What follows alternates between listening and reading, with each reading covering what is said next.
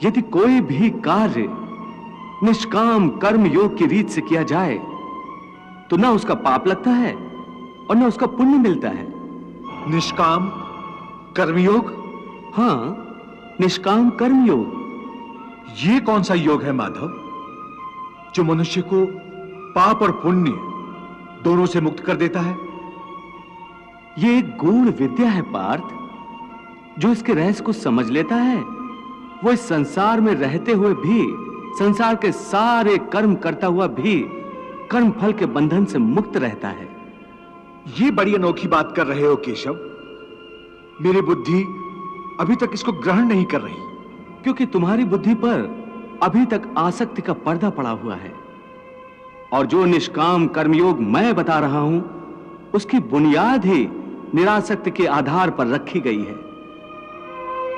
हे अर्जुन, इस निरासक्ति योग को समझ लोगे तो तुम्हारे जीवन में पूर्ण शांति आ जाएगी। हे माधव, इस योग की साधना कैसे करते हैं? इस योग के नियम क्या हैं? उसकी साधना के लिए कोई हजारों वर्षों की तपस्या की आवश्यकता नहीं। इसकी साधना तो एक ही क्षण में हो जाती है। एक ही क्षण में? हाँ, एक ही क्षण में। जिस क्षण में प्राणी अपने मन का रवैया बदल लेता है वही क्षण। परंतु हे केशव, कोई भी मनुष्य एक ही क्षण में आसक्ति को कैसे छोड़ सकता है? जब वो कर्म करता है तो उसके फल की आसक्ति तो उसे कर्म का हिस्सा होती है, जिसके अंतर्गत फल पाने की इच्छा से ही कर्म करता है।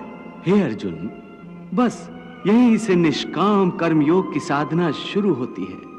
अर्थात तुमने कहा कि प्राणी फल पाने की इच्छा से ही कर्म करता है, परंतु निष्काम कर्मयोग यह सिखाता है कि फल पाने की इच्छा से नहीं, बल्कि अपना कर्तव्य पूरा करने के लिए, अपने धर्म का पालन करने के लिए कर्म करो।